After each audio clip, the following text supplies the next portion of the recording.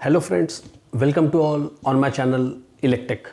आज हम लोग देखने वाले हैं condition for getting maximum efficiency in the case of practical transformer.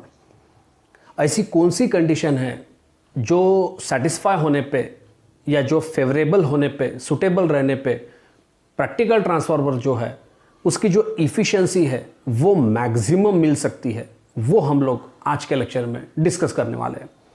अगर अभी तक आपने मेरे एजुकेशनल चैनल इलेक्टेक को अगर सब्सक्राइब नहीं किया है और अगर बेल आइकॉन को अगर प्रेस नहीं किया है तो प्लीज़ चैनल को सब्सक्राइब कीजिए और बेल आइकॉन को प्रेस कीजिए, ताकि ऐसे ही इंटरेस्टिंग, बेसिक और इम्पॉर्टेंट एजुकेशनल वीडियोस के सभी नोटिफिकेशंस ये आप तक सही वक्त पे पहुंच सके।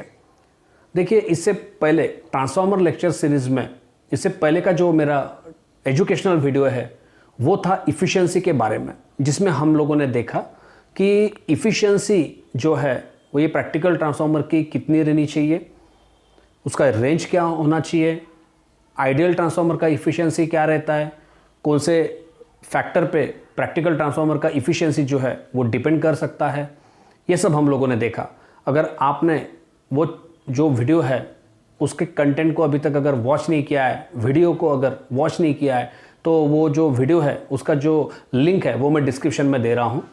उसके साथ साथ पूरे ट्रांसफार्मर लेक्चर सीरीज़ का जो लिंक है वो भी मैं डिस्क्रिप्शन में दे रहा हूँ, और जो इम्पोर्टेंट वीडियोज़ है ट्रांसफार्मर लेक्चर सीरीज़ के उसका भी लिंक सेपरेटली मैं डिस्क्रिप्शन में दे दूँगा। आप प्लीज़ वो सभी वीडियोज़ को वॉच कीजिए, स्टडी कीजिए, ताकि आपको उसका बेनिफिट जो है वो कहीं ना कहीं मिले ज़रूर। देखिए, स्टार्ट करते हैं विदाउट वेस्टिंग अ टाइम। तो हम लोग सीधा चलते हैं डेरिवेशन के ऊपर। आप कैसे डिराइव कर सकते हो कंडीशन जो है ट्रांसफार्मर से रिलेटेड, जो सुटेबल, सेटिस्फाई होने पे इफिशिएंसी प्रैक्टिकल ट्रांसफार्मर की मैक्सिमम मिलेगी, वो चलिए देखते हैं। तो सबसे पहले देखिए, ये ट्रांसफार्मर जो है प्रैक्टिकल ट्रांसफार्मर, उसका जो इफिशिएंसी है, उसका जो बेसिक फॉर्मूलेशन है वो सभी को आप लोगों को पता ही है। ट्रांसफार्मर का जो इफिशिएंसी होता है वो एक रेशो है आउटपुट पावर और इनपुट पावर का, तो आपको यहाँ दिखाई दे रहा है। और अगर आप इफिशिएंसी के फॉर्मूलेशन जो है उसको अगर आउटपुट फॉर्म में ही, अगर in terms of output power अगर लिखना चाहो विदाउट यूजिंग इनपुट पावर, क्योंकि बहुत सी बार इन जनरल कैलकुलेशन या एनालिसिस पर्पस के लिए आप लोगों को पता है कि ट्रांसफार्मर का रेटिंग या कैपेसिटी जो है वो हम लोगों के पास अवेलेबल होता है। तो ऐसे केस में सिर्फ कैपेसिटी या आउटपुट पावर या लोड पावर का यूज़ करके और लॉसेस का यूज़ करके अगर हमको इफिशिएंसी लिखनी है तो हम इस तरह से भी लिख सकते हैं, जैसे कि हम लोगों ने यहाँ पे लिखा हुआ है। आउटपुट पावर को मैंने मेंटेन रखा है, लेकिन इनपुट पावर को मैंने आउटपुट पावर के फॉर्म में लिखा। तो वो कैसे लिख सकते हैं? Input power equals to output power plus losses, क्योंकि हम कोई भी डिवाइस या मशीन को जो इनपुट में पावर देते हैं तो उसमें से कुछ पावर जो है वो लॉस में और मैक्सिमम पावर जो है वो आउटपुट में मिलता है। तो लॉस प्लस आउटपुट का अगर आप कंबाइन इफेक्ट लो तो आपने इनपुट में कितना पावर डिलीवर किया मशीन को वो आपको मिलेगा। तो वही रिलेशन हम लोगों ने यहाँ पे बेसिकली यूज किया हुआ है। तो इनपुट पावर को हम लोगों ने आउटपुट प्लस लॉसेस के फॉर्म में लिखा है। तो लॉसेस ट्रांसफार्मर में ये दो ही टाइप के हैं, एक है WI आयरन लॉस और WCU मीन्स कॉपर लॉस। तो देखिए, ट्रांसफार्मर में आयरन लॉस या मैग्नेटिक लॉस और कॉपर या फिर इलेक्ट्रिकल या वेरिएबल लॉस, ये दो ही टाइप के लॉसेज जो है वो बेसिकली हम लोग कंसिडर करते हैं, क्योंकि ट्रांसफार्मर है स्टैटिक डिवाइस होने की वजह से मैकेनिकल लॉस तो उसमें रहेगा नहीं। तो इस तरह से देखिए, ये अभी फॉर्मूलेशन हम लोग यहाँ पे कंसिडर करने वाले हैं इफिशियंसी का। तो अभी उसमें देखिए हम लोग डिराइव कैसे करेंगे चलिए वो देखते हैं। तो आउटपुट पावर को हम लोग लिखेंगे, आउटपुट पावर, लोड पावर को हम लोग लिख सकते हैं VI cos phi। ये फॉर्मूला मैंने वैटेज में हम लोग कंसिडर कर रहे हैं। तो देखिए, अगर एक सिंगल फेस ट्रांसफार्मर हम लोगों के पास है, हम एग्जांपल के लिए सिंगल फेस ट्रांसफार्मर का कंसेप्ट यूज कर रहे हैं डेरिवेशन को डिराइव करने के लिए या कंडीशन को डिराइव करने के लिए, जो सेटिस्फाई होने पे प्रैक्टिकल ट्रांसफार्मर जो है उसमें इफिशियंसी आपको मैक्सिमम मिलेगी। तो उसमें देखिए, आउटपुट पावर जो है VI cos phi, ये स्टैंडर्ड रिलेशन एक्टिव पावर का सिंगल फेस ट्रांसफार्मर के लिए हम लोग यहाँ यूज कर रहे हैं। तो VI cos phi, तो यहाँ पे मैंने V2I2 cos of phi 2 लिखा है, क्योंकि आउटपुट सेकेंडरी साइड से पावर हम लोग कंसिडर कर रहे हैं, तो ये हुआ आउटपुट पावर।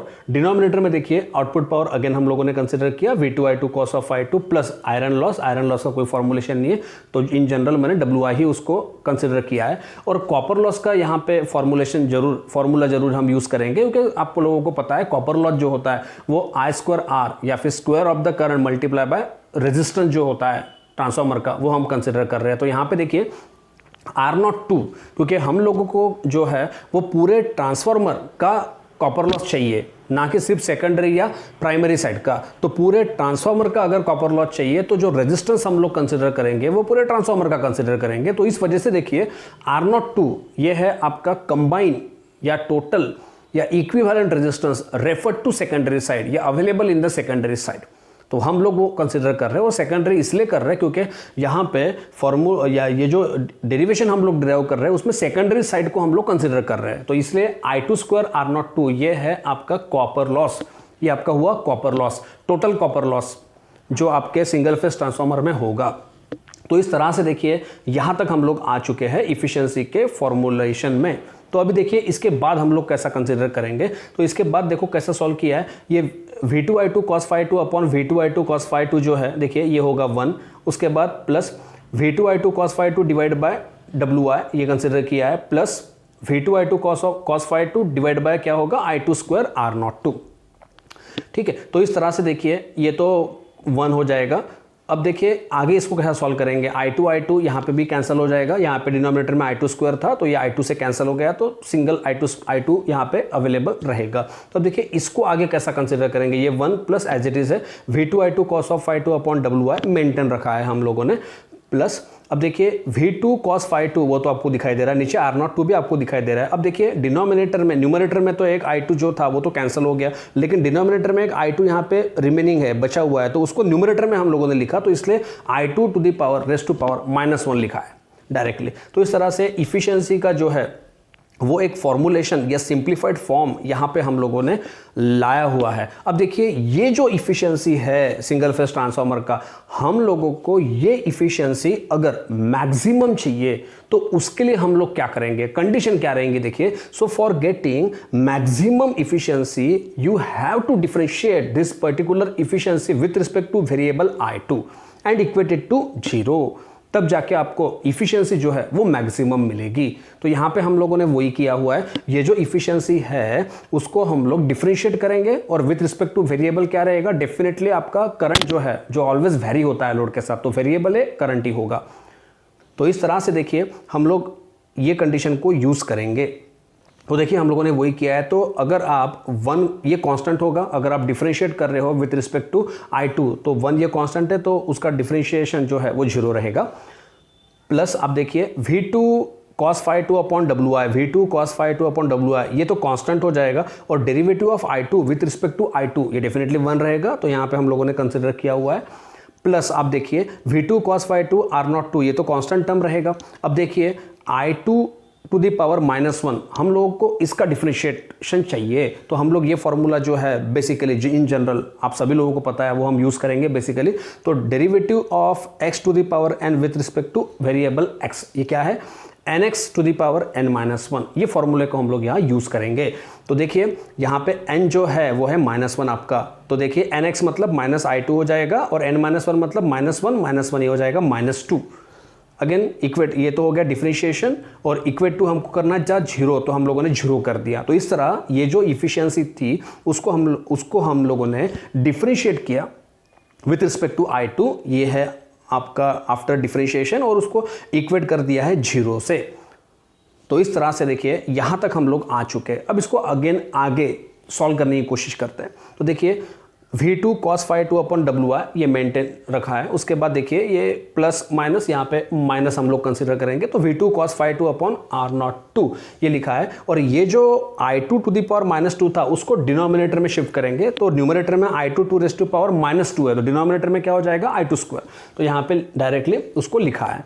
और ये इक्वल टू 0 जो है वो एज इट इज मेंटेन रखा है। अब देखिए उसके बाद ये क्या होगा, V2 cos phi 2 upon W I, ये तो मेंटेन है, ये माइनस है तो उसको शिफ्ट कर दिया राइट हैंड साइड में तो ये प्लस हो गया। अब देखिए V2 cos phi 2 V2 cos phi 2 ये तो कैंसिल हो जाएगा। अब W I 1 upon W I ये है आपका iron loss equal to 1 upon I2 square R02, ये है बचा हुआ एक्सप्रेशन। तो इस तरह से देखिए इसको हम लोग ऐसा लिख सकते हैं डब्ल्यू आई इंटू वन, ये होगा W I equal to I2 square R02 into one I2 square R02। तो ये है आपका फाइनल कंडीशन जो सेटिस्फाई रहने पे आपका जो प्रैक्टिकल ट्रांसफार्मर है, चाहे वो सिंगल फेज हो या थ्री फेज, हम लोगों ने तो सिंगल फेज के लिए यूज़ किया है लेकिन थ्री फेज में भी यही मिलेगा। तो इस तरह से हम लोगों ने देखा कि कंडीशन जो है वो लास्ट में आपको क्या मिला, iron loss equals to copper loss, क्योंकि देखिए यहाँ पे हम लोगों ने कंसिडर किया था कि कॉपर लॉस जो था वो I2 स्क्वायर R02 था, तो I2 स्क्वायर R02 ये आपका कॉपर लॉस है और WI ये आपका आयरन लॉस। तो इस तरीके से अभी हम लोगों को ये क्लियर हुआ है कि जब कभी भी प्रैक्टिकल ट्रांसफार्मर जो रहता है उसमें आयरन लॉस जो है वो इक्वल टू कॉपर लॉस जितना होता है, तो वो केस में, वो कंडीशन में आपका जो प्रैक्टिकल ट्रांसफार्मर है उसका जो इफिशिएंसी है वो आपको मैक्सिमम मिलेगा। तो ये कंडीशन थी, ये मोस्ट इंपॉर्टेंट कंडीशन है और ये हर इलेक्ट्रिकल इंजीनियर को या फिर ऐसा कोई भी इंजीनियर, चाहे वो कोई भी डिसिप्लिन का हो, अगर आप ट्रांसफार्मर को स्टडी कर रहे हो या ट्रांसफार्मर को यूज़ कर रहे हो तो आप लोगों को ये पता ही होना चाहिए कि ट्रांसफार्मर जिसको हम लोग यूज़ कर रहे हैं उसमें इफ़िशियंसी अगर मैक्सिमम चाहिए या कभी ट्रांसफार्मर की इफ़िशियंसी मैक्सिमम मिल सकती है। तो इस तरह से कंक्लूज़न ये रहा कि प्रैक्टिकल ट्रांसफार्मर जो है उसमें जब कभी भी iron loss equals to copper loss होगा तो उस वक्त प्रैक्टिकल ट्रांसफार्मर जो है उसकी इफिशिएंसी ये मैक्सिमम रहेगी। तो इस तरह आज के लेक्चर में बस इतना ही। आप बने रहिए मेरे चैनल इलेक्टेक के साथ ऐसे ही कुछ इंटरेस्टिंग एजुकेशनल बेसिक वीडियोस के लिए। अगर आपको वीडियोस का कंटेंट अगर पसंद आता है या पसंद आया है तो वीडियो को लाइक करना ना भूलिए और प्लीज़ इंटरैक्टिव रहिए। अगर आपके कमेंट्स मुझे आएंगे तो मुझे काफ़ी खुशी होगी, उसको क्लैरिफाई करने में काफ़ी खुशी होगी, या आपके कुछ क्वेश्चंस है तो वो भी प्लीज़ कमेंट में लिखिए ताकि मैं उसका क्लैरिफिकेशन जो है वो जल्द से जल्द आप तक पहुंचा सकूं। तो इस तरह से आज पे हम यही रुकते हैं। Thank you very much for watching.